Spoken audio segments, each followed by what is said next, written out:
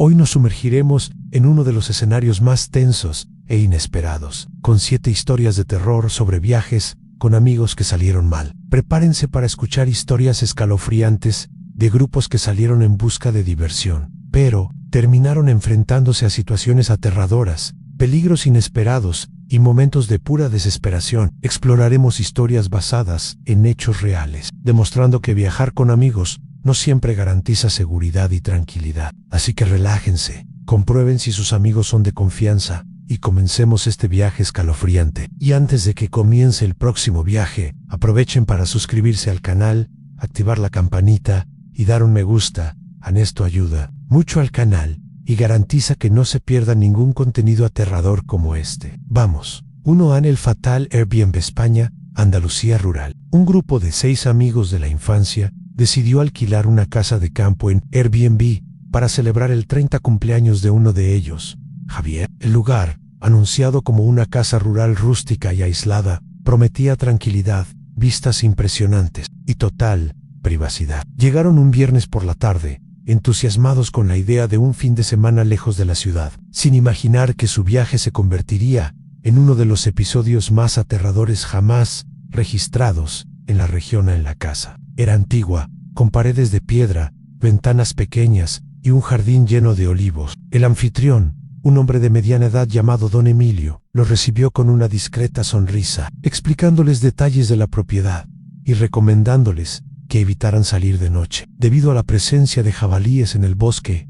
Tras entregarles las llaves, se despidió, explicando que vivía a pocos kilómetros y que podían llamarlo si necesitaban algo la primera noche. El grupo aprovechó el buen tiempo para hacer una barbacoa al aire libre. Risas, música y vino inundaron el jardín hasta bien entrada la noche. De madrugada, mientras recogían la mesa, Clara, la más curiosa del grupo, notó una luz encendida en el cobertizo de herramientas de la parte trasera de la propiedad. Él le pareció extraño, pero prefirió no comentar para no arruinar el ambiente. El sábado, exploraron la zona, hicieron senderismo y nadaron en el pequeño lago cerca de la casa. Todo parecía perfecto. El ambiente empezó a cambiar al caer la noche. Miguel, el más juguetón, notó que habían rebuscado en su mochila. Pensó que era una broma, pero otros amigos también notaron objetos fuera de lugar. Faltaba el cargador del celular, ropa doblada de otra manera, una billetera en el bolsillo equivocado. Javier, tratando de calmar al grupo, sugirió que todos estaban cansados y distraídos. Pero esa noche, Clara se despertó con un ruido proveniente del pasillo. Al asomarse por la puerta entreabierta, vio una sombra cruzando la habitación hacia la cocina. En el domingo, la incomodidad se intensificó. Mientras preparaban la casa para el desayuno, Ana encontró una cámara escondida detrás de una estantería. La sorpresa fue inmediata. Registraron el resto de la casa y descubrieron 3 cámaras más: en el baño, el dormitorio principal y la sala. Cundió el pánico. Intentaron llamar a Don Emilio, pero el teléfono no tenía señal. Sus celulares, que antes tenían la batería llena, ahora estaban casi sin batería, y los cargadores habían desaparecido. El grupo decidió irse de inmediato, pero al intentar abrir la reja, se dieron cuenta de que estaba cerrada desde afuera con una gruesa cadena. Miguel intentó escalar la pared, pero se lastimó al pisar un alambre de púas oculto entre las rocas. El miedo se convirtió en desesperación. Javier, intentando mantener la calma, sugirió que todos permanecieran juntos y buscaran otra salida. Mientras tanto, Clara encontró un pasadizo estrecho detrás de un armario que conducía a un sótano oscuro. Allí, descubrieron una habitación improvisada con monitores, cables y viejas grabaciones de otros huéspedes. Fue entonces cuando se dieron cuenta de que habían estado bajo vigilancia todo el tiempo. Los videos mostraban parejas, familias, grupos de amigos, todos filmados sin consentimiento, algunos visiblemente asustados, otros discutiendo o llorando. En uno de los videos más recientes, se vio a Don Emilio observando a una pareja dormida, susurrando frases inaudibles a la cámara. Su terror llegó al máximo cuando oyeron pasos pesados en el jardín y voces susurrantes afuera. El grupo se encerró en la sala principal, bloqueando puertas y ventanas con muebles.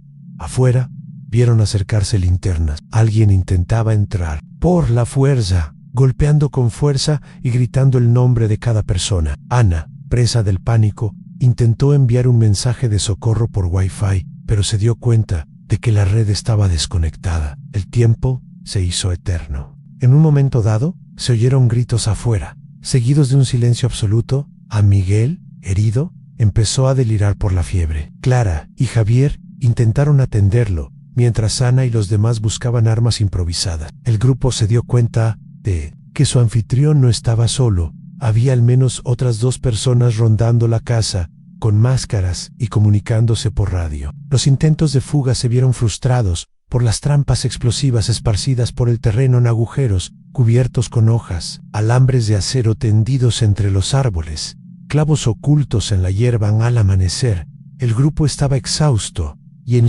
estado de shock. Fue entonces cuando oyeron sirenas a lo lejos. Un vecino, sospechando del extraño movimiento en la casa, alertó a la policía local. Al llegar los agentes, encontraron la puerta cerrada y claras señales de forcejeo. Don Emilio y sus cómplices habían huido por la parte trasera, dejando tras de sí grabaciones, máscaras y pruebas de años de crímenes.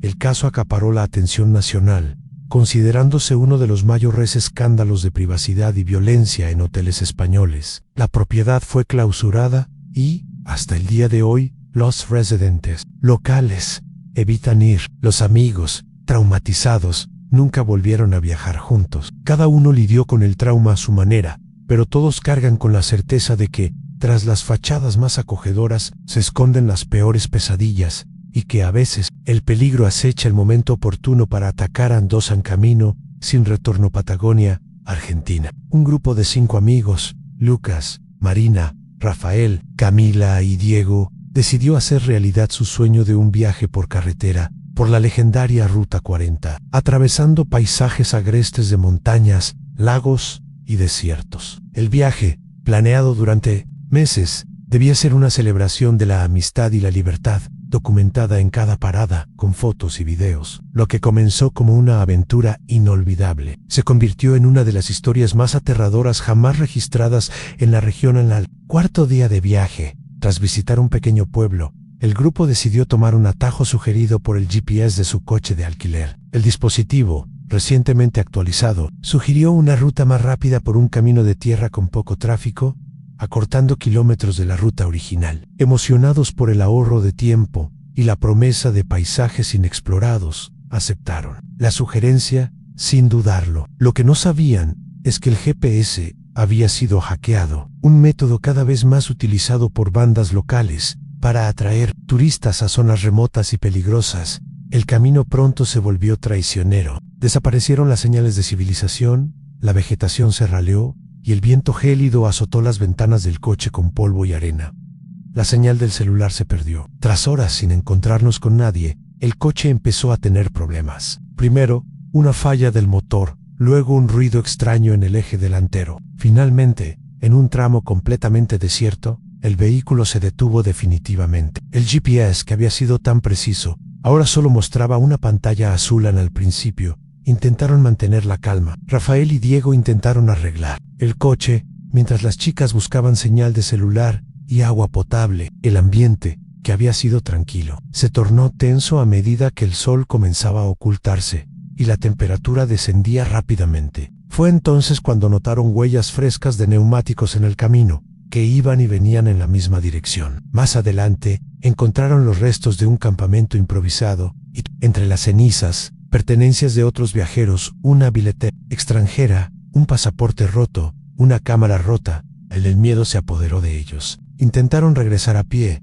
pero pronto se dieron cuenta de que los vigilaban. En un momento dado, vieron un coche viejo aparcado a lo lejos, con las luces apagadas. Cuando intentaron acercarse, el vehículo aceleró y desapareció entre la polvareda. El grupo decidió pasar la noche dentro del coche, cerrando las puertas y turnándose para vigilar. De madrugada, oyeron pasos afuera, susurros en español y el sonido de piedras golpeando el capó. Al amanecer, encontraron una llanta pinchada y huellas de manos sucias en las ventanas. Decidieron caminar por la carretera en busca de ayuda, pero la sensación de que los seguían no hacía más que aumentar. En una curva, vieron a 2 hombres armados observándolos a lo lejos. Corrieron de vuelta al coche. Porro, al digger, lo encontraron todo revuelto, en bolsas abiertas, comida robada, celulares. La desesperación los invadió en el segundo día, Intentaron esconderse en el bosque ralo cerca de la carretera. Desde allí, vieron 2 vehículos circulando por la zona, claramente buscándolos. En cierto momento, oyeron disparos a lo lejos y gritos apagados. Camila, presa del pánico, sugirió que se separaran para aumentar las posibilidades de que alguien escapara y buscara ayuda. Lucas y Marina continuaron juntos, mientras Rafael, Diego y Camila intentaban regresar al pueblo más cercano. El grupo se perdió en el desierto. Lucas y Marina encontraron una cabaña abandonada, donde pasaron la noche escondidos, escuchando pasos y voces afuera. Rafael y los demás se toparon con una alambrada, tras la cual encontraron ropa ensangrentada y maletas rotas. No había duda, estaban en territorio de una banda especializada en secuestrar y extorsionar turistas en la tercera noche. Lucas y Marina fueron sorprendidos por uno de los delincuentes, pero lograron escapar y esconderse en un barranco. Camila, exhausta y deshidratada, fue capturada y llevada a un campamento improvisado, donde escuchó conversaciones sobre rescates y amenazas a turistas extranjeros. Rafael y Diego, al intentar rescatar a su amigo, fueron perseguidos por hombres Amadou, pero lograron escapar tras adentrarse en una zona de rocas y arbustos.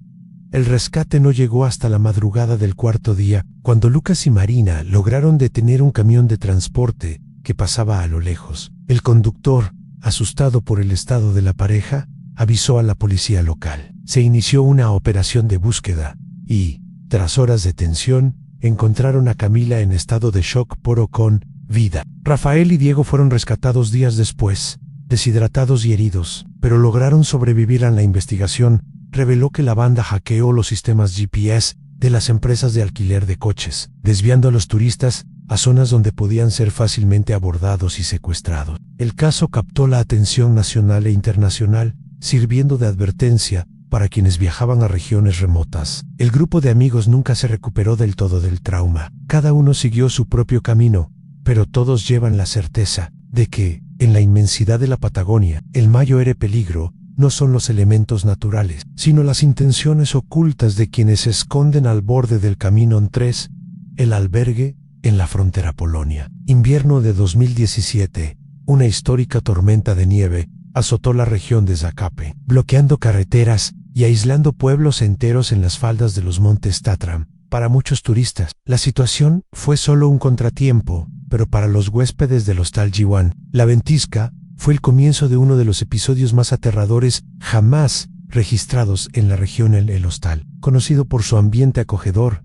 y precios asequibles, recibía viajeros de diferentes nacionalidades. Esa semana una pareja española, de Luna Domil, un estudiante francés, un mochilero australiano, 2 amigos italianos y una joven brasileña, además del dueño, Janusz, un hombre reservado que vivía en el hostal. Cuando la tormenta llegó a su punto álgido, las salidas del hostal quedaron bloqueadas por la nieve y se fue la luz. La calefacción dependía ahora de chimeneas y velas, y el grupo se vio obligado a vivir en un ambiente cada vez más claustrofóbico y silencioso, donde el sonido del viento gélido parecía invadir cada rincón del viejo edificio. Al principio, el ambiente era de camaradería. Todos se reunían en la sala común, compartiendo historias de viajes, comida, vino. Las conversaciones fluían entre risas y confidencias, y la sensación de aislamiento resultaba acogedora. Las paredes de madera crujían con el frío, y la luz de las velas proyectaba sombras danzantes que parecían cobrar vida propia. Pero a medida que pasaban las horas y la tormenta seguía arreciando, empezaron a surgir pequeñas tensiones. El australiano Chris notó que habían revuelto sus pertenencias. La francesa, Camille, se quejó de ruidos provenientes del ático que nadie podía explicar. El dueño, Janusz, intentaba mantener el orden, pero parecía cada vez más tenso. Con miradas suspicaces y gestos nerviosos, el ambiente cambió la segunda noche. La pareja española no apareció a cenar. Tras una rápida búsqueda por los pasillos y las habitaciones, encontraron el cuerpo de la mujer en el baño del segundo piso, con claras señales de violencia. El marido había desaparecido. La conmoción fue inmediata en el hostal. Antaño un refugio contra el frío, se había convertido en una trampa mortal. La policía no pudo llegar debido a la nieve, y el grupo se dio cuenta de que estaban completamente aislados. Janusz cerró todas las puertas interiores, alegando que era por seguridad, pero la paranoia aumentó. Chris sugirió que se quedaran todos juntos en la sala común, pero pronto se hizo evidente que el asesino estaba entre ellos y sabía cómo manipular el ambiente a su favor. De madrugada, Camille desapareció. Su habitación estaba vacía, la ventana abierta y unas huellas en la nieve indicaban un bosque cercano, pero era imposible seguir el rastro. El miedo se extendió como el gélido frío invernal. Los italianos empezaron a sospechar del australiano, quien a su vez acusó a Janusz de actuar de forma extraña. La brasileña, Ana, intentó usar el teléfono fijo, pero la línea estaba cortada, lo que aumentó aún más la sensación de aislamiento y desesperación.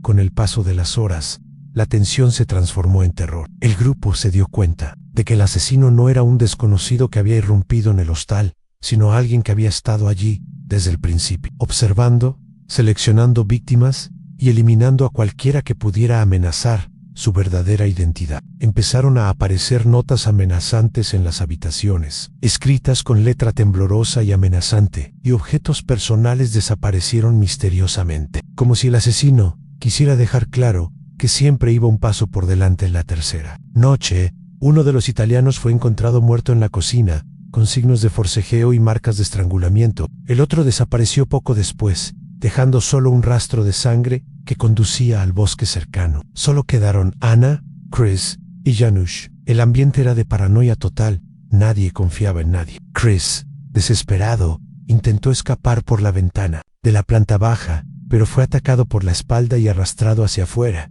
con sus gritos amortiguados por la tormenta. Ana y Janusz, ahora solos, se encerraron en la sala común, intentando sobrevivir hasta que los rescataran. Fue entonces cuando Ana notó detalles inquietantes.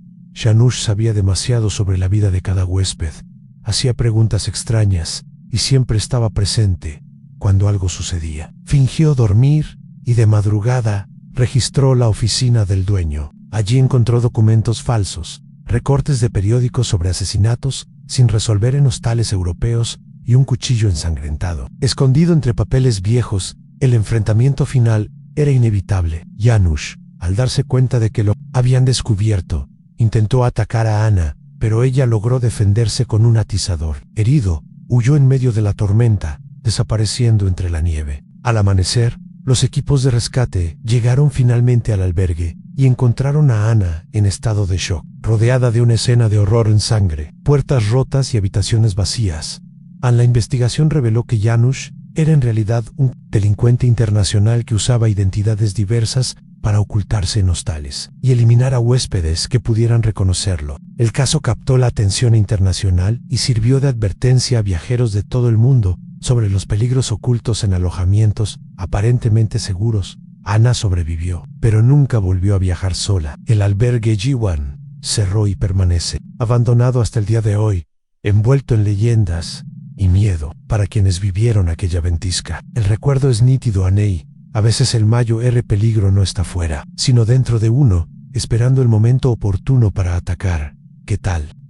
Las historias de viajes con amigos que salieron mal son escalofriantes, ¿verdad? Si disfrutan de estas historias de suspenso, tómense un descanso, suscríbanse al canal y denle me gusta. Esto realmente ayuda a que el canal crezca y me motiva a seguir trayendo más contenido escalofriante. Ahora, volvamos a las siguientes historias. Aún hay mucha tensión por delante. 4. En la isla privada Grecia. Verano de 2019. A un grupo de 7 amigos de diferentes países fue invitado a pasar una semana en una isla privada en el mar Egeo, propiedad de un excéntrico empresario llamado Nikos Stavros. La inesperada y lujosa invitación prometía unas vacaciones exclusivas en playas desiertas, fiestas privadas, gastronomía de lujo y total privacidad. El grupo, compuesto por jóvenes y exitosos, aceptó de inmediato. Entusiasmado por la perspectiva de una experiencia única y sofisticada, el acceso a la isla solo era posible en barco. Controlado por los empleados de Nikos, al llegar, fueron recibidos con champán y un recorrido por la mansión principal, equipada con tecnología de vanguardia, cámaras de seguridad, portón automático y sistemas de iluminación. La primera noche fue una celebración en música, piscina, risas y la promesa de días inolvidables. Pero pronto el ambiente empezó a cambiar. En el segundo día, uno de los amigos, Lucas, notó que su celular no tenía señal ni siquiera en los puntos más altos de la isla. Otros notaron que no había ningún barco atracado aparte del que los había traído YQ. El acceso a la radio estaba restringido a los empleados. Nico, siempre sonriente, dijo que el aislamiento era para asegurar una verdadera desconexión. El grupo, aún deslumbrado, no se preocupó en la tercera noche. Durante una cena al aire libre, Nikos hizo un brindis peculiar, agradeciendo a todos por el coraje de aceptar la invitación. Luego anunció un juego para la madrugada, un juego del escondite por toda la isla, con premios para el último en ser encontrado. Sus amigos, pensando que era solo un capricho del anfitrión, aceptaron. A medianoche, Nikos repartió radios y linternas, explicando las reglas. Todos debían esconderse, y el personal vendría a buscarlos. Pero al dispersarse por el bosque, se dieron cuenta de que algo andaba mal. Las radios empezaron a transmitir ruidos extraños y voces amenazantes. En cuestión de minutos, encontraron a una de las amigas, Sofía, tirada cerca de la playa, herida y en estado de shock. Murmuraba sobre hombres enmascarados y armas. Cundió el pánico. Intentaron regresar a la mansión, pero encontraron las puertas cerradas electrónicamente. El personal, ahora armado y enmascarado, comenzó a buscar a los huéspedes, guiados por Nikos, quien lo observaba todo con cámaras de seguridad y daba órdenes por radio. El grupo se dividió, intentando esconderse en el bosque, en las casas de huéspedes e incluso en cuevas cerca de la playa. Cada hora desaparecía uno nuevo, y los supervivientes encontraron rastros de sangre, ropa rasgada y notas amenazantes dejadas por los perseguidores. El terror llegó a su punto álgido cuando, por la mañana, solo quedaron dos amigos. Julia y Marcon consiguieron acceder a la sala de seguridad de la mansión y, a través de las cámaras, vieron a Nikos y a sus invitados secretos, otros millonarios, observando la cacería como si fuera un espectáculo. Descubrieron grabaciones de años anteriores que mostraban a otros grupos siendo perseguidos y eliminados. Con registros meticulosos de cada víctima, Julia y Marco intentaron enviar una llamada de socorro a través del sistema interno, pero Nick interceptó el mensaje y amenazó con matarlos si intentaban escapar. Con el tiempo agotándose, planearon una huida desesperada. Prendieron fuego a una parte de la mansión para distraer y corrieron al muelle, donde encontraron una lancha de servicio. Fueron perseguidos hasta el último momento, pero lograron escapar, navegando sin rumbo, hasta que fueron rescatados por pescadores locales. La policía griega inició una investigación, pero Nikos y sus cómplices desaparecieron, dejando solo la isla vacía, los registros borrados y el miedo grabado en los sobrevivientes. El caso atrajo la atención internacional, pero fue silenciado por abogados e influencias políticas. Para Julia y Marco, solo quedaba el trauma y la certeza de que tras el lujo y la promesa de exclusividad, se esconde la peor de las pesadillas humanas, a la violencia planificada, el placer de cazar y la impunidad de los poderosos. La historia de la isla privada se ha convertido en una leyenda entre turistas y lugareños. Muchos dicen que en las noches de silencio aún se oyen gritos provenientes del bosque. Para quienes sobrevivieron, la amarga lección es que el verdadero peligro reside en la invitación más tentadora, y cuando la puerta se cierra, puede que no haya salida. 5. El refugio de la montaña suiza. Octubre de 2022. En un grupo de 6 amigos, Lucas, Elenau, André, Sophie, Martin y Clara, decidió recorrer uno de los senderos más famosos de los Alpes berneses, buscando aventura y soledad en plena naturaleza salvaje. El plan era sencillo: caminar 2 días por valles y bosques, acampar bajo las estrellas y, en caso de mal tiempo, refugiarse en uno de los refugios de montaña repartidos por la región. Lo que empezó como un viaje de superación personal y amistad pronto se convertiría en una auténtica pesadilla, de esas que dejan profundas cicatrices y preguntas sin respuesta. En el segundo día de caminata, una tormenta repentina sorprendió al grupo. Fuertes vientos, lluvia helada y una densa niebla los obligaron a refugiarse en el refugio Steinwall, una rústica construcción de madera aislada en medio del bosque. El lugar, sencillo pero funcional, contaba con chimenea, literas y provisiones básicas. Al llegar, encontraron el refugio vacío, salvo por un viejo diario y señales de uso reciente en la cocina. La sensación de aislamiento era total, sin señal de celular, sin radio, y el sendero de regreso, ya cubierto de lodo y ramas caídas. La tormenta arreció, imposibilitando cualquier intento de continuar el viaje. El grupo intentó mantener la moral alta, preparando comida caliente y jugando las cartas a la luz de una linterna. Pero al caer la noche, comenzaron a surgir pequeñas tensiones. Sophie se quejó de ruidos extraños provenientes del ático. Martin, el más desconfiado, encontró la puerta trasera entreabierta, a pesar de que todos los demás juraban que la habían cerrado con llave. Elena notó que habían movido algunas pertenencias. El ambiente, antes de camaradería, dio paso a miradas suspicaces y silencios incómodos. De madrugada, Clara desapareció. Su cama estaba vacía, su saco de dormir tirado en el suelo y la puerta trasera, abierta, dejaba entrar el viento cortante. El grupo la buscó por el refugio, pero solo encontraron huellas confusas en el barro, que pronto desaparecieron entre la niebla. El miedo se apoderó de ellos. Lucas sugirió que Clara podría haberse perdido al intentar ir al baño exterior, pero André notó marcas de arrastre cerca de la puerta. La paranoia se apoderó de ellos. Todos empezaron a desconfiar unos de otros. El grupo decidió turnarse para vigilar, pero al amanecer, Martin también había desaparecido. Solo quedaban 4, cada vez más tensos y exhaustos. Elena encontró una nota clavada en la puerta del ático. Confía solo en quienes no temen morir. Su terror aumentó al descubrir que el viejo diario contenía relatos de otros grupos que habían desaparecido en la región, siempre en circunstancias similares. El diario, escrito con letra temblorosa, describía noches de vigilancia, sospechas y desapariciones inexplicables, hasta que, en las últimas páginas, solo había garabatos y manchas de sangre. El asesino, al notar el caos, comenzó a manipular la paranoia del grupo. Aparecieron notas amenazantes en los bolsillos de los abrigos, desaparecieron las linternas, y las puertas se cerraron con llave por dentro por la noche. Sophie, presa del pánico, acusó a André de ser el responsable, alegando que conocía bien la zona y siempre sugería dónde buscar a los desaparecidos. Lucas, intentando mantener la calma, sugirió que permanecieran todos juntos, pero la desconfianza era mayor que el miedo a lo desconocido. A la segunda noche, André fue encontrado muerto en el porche, con signos de forcejeo y un profundo corte en el cuello. El grupo, reducido a 3, se desmoronó. Elena intentó escapar por el bosque, pero fue interceptada y arrastrada de vuelta al refugio, donde encontró a Sophie encerrada en el baño, en estado de shock. Lucas, desesperado, registró el ático y encontró un pasadizo secreto que conducía y un compartimento oculto, lleno de objetos personales de víctimas anteriores en ropa, documentos, fotos rotas, diarios. Entre las pertenencias también había fotos recientes del propio grupo, tomadas sin que se dieran cuenta, y notas detalladas sobre sus hábitos y horarios.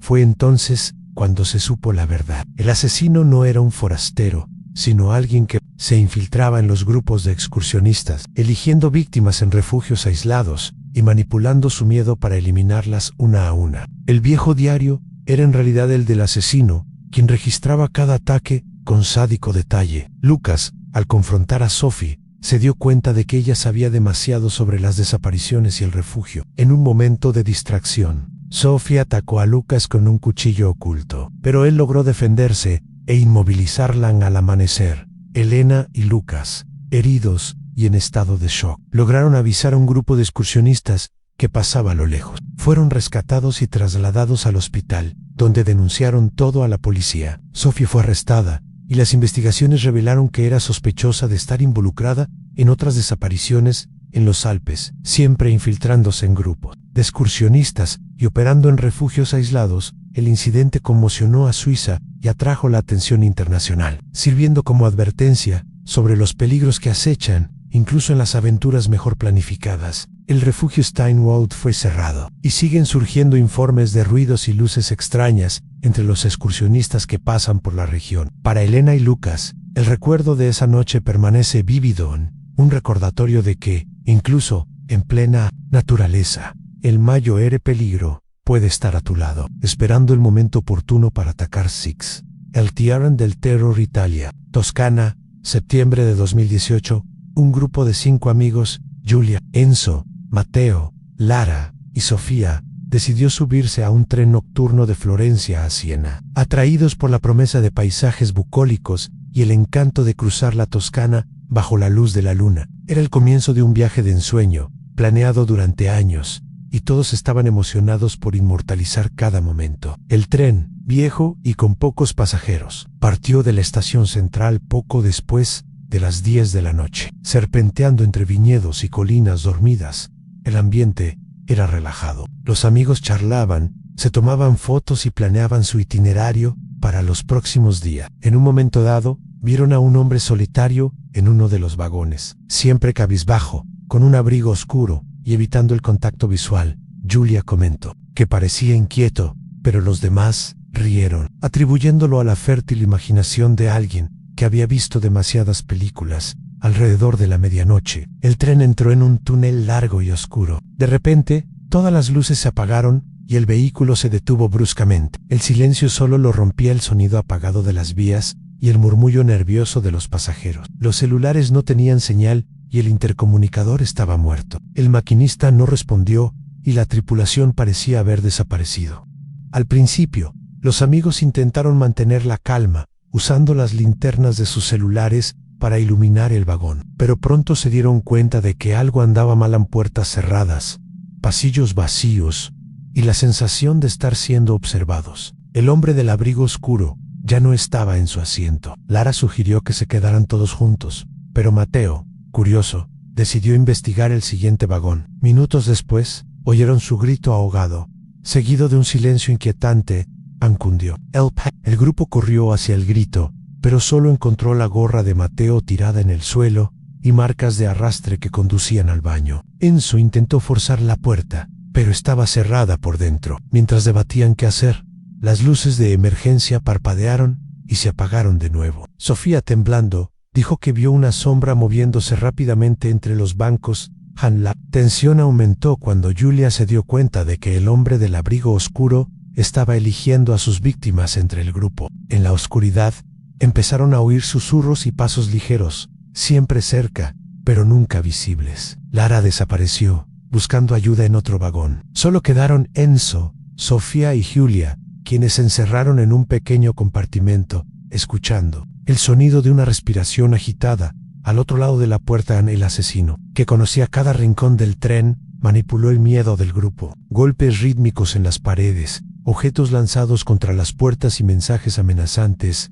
garabateados en los espejos del baño, aumentaron la desesperación. Enzo, en un arrebato de valentía, intentó salir en busca de ayuda, pero fue sorprendido por el hombre, quien lo atacó con una cuchilla improvisada. Sofía y Julia, ahora solas, buscaron refugio en un maletero, donde encontraron el cuerpo del maquinista y una radio rota. El tiempo parecía alargarse. El asesino, frío y metódico, continuó su cacería, dejando pistas falsas y trampas por el camino. En Sofía, conmocionada, sugirió intentar salir del tren por las vías, pero Julia se dio cuenta de que las puertas de emergencia estaban bloqueadas desde fuera. Su desesperación llegó al máximo cuando oyeron al asesino susurrar sus nombres, prometiendo que nadie saldría con vida. En el punto álgido de su miedo, Julia encontró una barra de hierro y, junto con Sofía, preparó una emboscada en el pasillo central. Cuando el hombre finalmente apareció, se desató un forcejeo desesperado. Julia logró golpearlo, y Sofía corrió al panel de control, activando la alarma manual. El ruido llamó la atención de los ferroviarios, quienes lograron abrir el tren y rescatar a los supervivientes. El asesino fue arrestado, en estado de delirio, identificado como un fugitivo, buscado por crímenes similares en otros trenes de la región. El caso conmocionó a Italia y atrajo la atención internacional, sirviendo como advertencia de los peligros que acechan incluso en los viajes más idílicos. El tren nocturno entre Florencia y Siena fue suspendido temporalmente, y las amigas nunca volvieron a reunirse. Para Julia y Sofía, el recuerdo de esa noche quedó grabado para siempre en sus mentes, a prueba de que incluso en los escenarios más bellos, el verdadero terror puede acechar, esperando la oportunidad perfecta para atacar.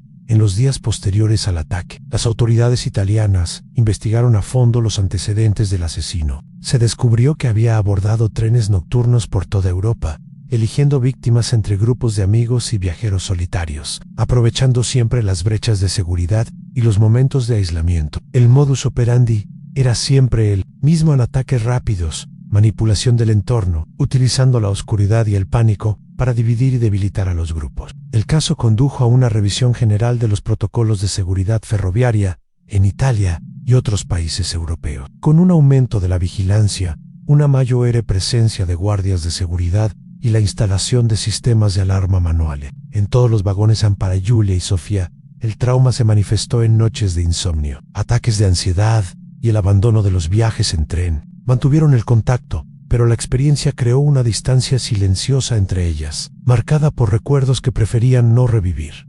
El grupo de amigas, antes inseparable, se desintegró. El tren del terror se convirtió en una leyenda. Entre estudiantes y turistas, una advertencia sobre los riesgos de confiar en la casualidad y la rutina. Incluso en lugares conocidos, el episodio sirvió de advertencia a los viajeros de todo el mundo detrás de la belleza de los paisajes y la comodidad de los viajes. Pueden acechar secretos, y a veces, el peligro está a solo un carruaje de distancia en 7. El campamento de los desaparecidos Parque Nacional Banff, Canadá, era el verano de 2023, cuando un grupo de 5 amigos decidió acampar en una de las zonas más remotas y preservadas del parque. Lucas, Mariana, Felipe, Ana y Sofía buscaban una aventura diferente, lejos del bullicio de la ciudad, en contacto directo con la naturaleza salvaje. El plan era simple en acampar, explorar senderos poco concurridos y disfrutar de la tranquilidad del lugar. El primer día,